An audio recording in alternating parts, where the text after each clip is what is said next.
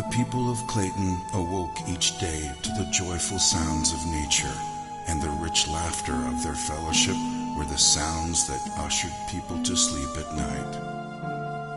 The people of Clayton were simple people that enjoyed each other's company and were content with their simple way of life, abounding in the midst of peace and plenty.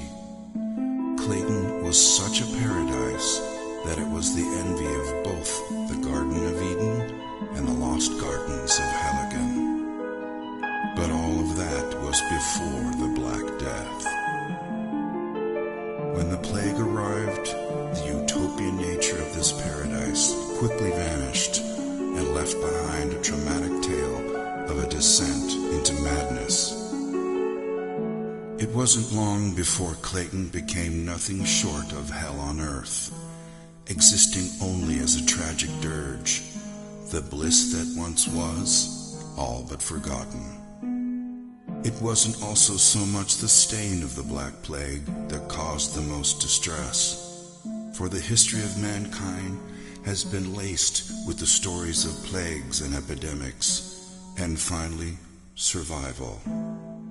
In this case, it was the sheer lethality of the plague, the pain and anguish it caused as the plague slowly destroyed the skin of the infected, transforming humans into zombie-like creatures who sought desperately the escape of death, never to find even that level of salvation. And so, the fear of the Black Plague brought hysteria, taking root in their hearts, and justifiably so. At first, there was no way to distinguish the infected from the uninfected, so it spread rapidly, and everyone grew increasingly wary of each other. Their paranoia was only worsened by the solitude they lived in, a solitude that they once treasured, but now became the trigger for their insanity. Once a close-knit family, their agony, fear, and trauma diminished their intimacy with rampant rumors and suspicion. Who was still sane and who wasn't? Death became as common as the cold of loneliness, and yet as scarce as the sunlight. And in the midst of it all, no one could be trusted. Then, with pain-induced insanity, the people turned on each other, and slowly everything descended into anarchy and chaos. The insanity-inducing plague slowly ate away at their society, a tragedy that has now become part and parcel of the town before you.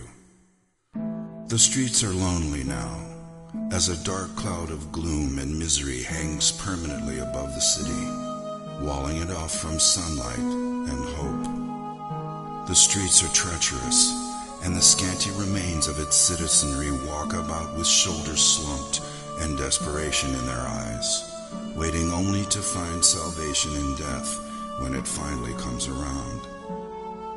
When they are not somber and depressed, they are malicious and vicious, expressing their pain through unbridled violence.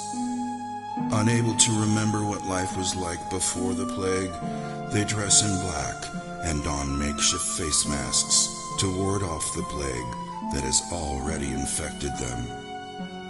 As you venture into this world of the unknown, you must continually ask yourself, will your decisions lead you down the right path? Can you escape Clayton before its plague corrupts and consumes you? Are you prepared for a horrific adventure into the grim unknown? Gather all you need so you can survive your nightmarish visit to the town of Clayton, and hope you make it out in one piece.